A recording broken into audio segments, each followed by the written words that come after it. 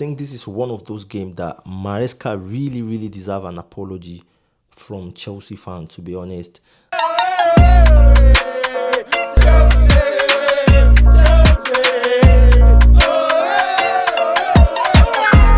Burnley nil, Chelsea 2. I think this is one of those games that Maresca really deserve an apology from Chelsea fans, to be honest. We went into that game, we won 2-0. We're back into the second place, and you can definitely and proudly call us a title contender because we've played 12 games and we sit second in the table. You can't look down on Chelsea. You can't look down on Chelsea. We are at that point whereby we need to start, keeping our heads up and probably see what comes around before the end of the December. Because to me, if you can play this way, you are second in the table. In 12 games down, there's definitely high chances for you to compete. I'm not saying we are there yet, but I'm just saying with this performance, with this result that we've just had today, I believe we can also, and we can definitely be in the top 4. Like I said earlier, it's one of those games where Maresca deserves his accolade. We've all been here. We've said a lot of things about Maresca, the rotation. We've condemned it. Today absolutely worked out. Absolutely worked out. And I can confidently say he's one of the best coach in the world right now. Just wait. I'm saying he's one of the best coach in the world right now in terms of rotation. With the job he did today, I'm absolutely so satisfied, because when I saw the starting XI, when I saw the lineup, I was like, coming back from international break, we need to start strong. We need to win the game and secure 3 points because there's a loads of game coming up. We can't start messing around at the start of back from international break. But today, I'm so confused. We went into the game. We didn't start it 100%, but we showed some good characters, and that's where my confusion started to kick in, and I was like, wow. Even when the defensive line was very shaky, we were still able to manage the game. We didn't concede a goal, and we did the job very well. So to me, big shout out to Maresca, big shout out to the boys. Win 3 points into the bag. Now let's talk about individual performance. I feel like from the goalkeeper, not a lot of tests, to be honest, which we also expected from Burnley, but I think he was not bad today. He did his job pretty well. Wasn't that too much exceptional, but I feel like, yeah, he did his job perfectly. The defensive wise, I feel like we were a little bit shaky in the first half, to be honest. Santos really saved us, and that's where my argument came in. I almost gave him my man of the match from the first half because it is ridiculous. It is ridiculous the way he played this game in the first half.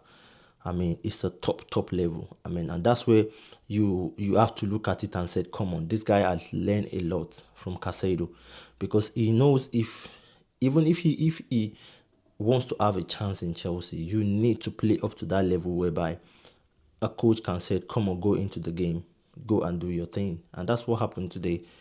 So confident, did his job perfectly, and of course saved us from conceding in the first half. So I feel like he had a very good shift. Going to Enzo Fernandez, I think that breakthrough really helps him. Not going to international break, had enough rest, chill out, come back to Cobham, looking very refreshed. He was in the game, he was everywhere. He really made a huge impact, especially in that second goal. I think he played according to instruction of what Maresca has naturally wanted him to do. And you can see he scored that goal. He scored that goal from a great position. And big performance from him today. Joao Pedro playing from the number 10 in the first half was, entertaining. Was entertaining. That's how I'm gonna say it, because you definitely know that you've got a Brazilian playing as a number 10. So really did his job very well. Those passes were coming in for Neto. There's a couple of missed legs, but I feel like I just feel like this guy I don't know what's gonna go on when Palmer comes back. That's my question, because Pedro looks like that player that is quite lost in terms of playing as a number 9 right now. I don't see him as a number 9, because when the lap was took out, when he had to go into the front, I don't really think he had one or two touches in the box. So I feel like life is getting more, easy for him as a number 10 than a striker. So I just don't know. I don't know what's gonna come up when Palmer comes back, but hopefully we find something out. Hopefully is able to go back into that number 9 and do something. So, but overall his first half performance was great. Had a very very good impact in that game in the first half. Jamie Gittins, I feel like I was so confused when I saw him in the starting lineup. I thought he was injured, but good for him. Came back, really really made an impact. That assist was a top notch. But overall I was still expecting more from him. I feel like as a winger, you need to step up, you need to do more, you just need to keep doing more and more and more. But overall today, I feel like he had a very good shift. Pedro Neto, to me, is my man of the match. I feel like man really did his job very well today. And this is where the argument comes in, whereby you still keep asking yourself, does Esteval needs to start when Pedro is delivering? We know Esteval, very, very electric. He's just the favorite of the fan right now. But of course, you still have Pedro Neto, who still delivers, who is very, very clinical, very, very solid, in terms of performance. But I feel like he's the man of the match today, because when you saw the second goal, it was a class from that build-up. It was a class. So it was part of, that goal, because he had the ball, he cut into the defenders and gave it back to Maguire in a very, very perfect way. So to me, I feel like he had much impact in that game than every other person. So he's the man of the match. Liam Delap, I think Liam Delap needs to improve. I don't know if I'm the only one seeing that way, but I think he needs to improve.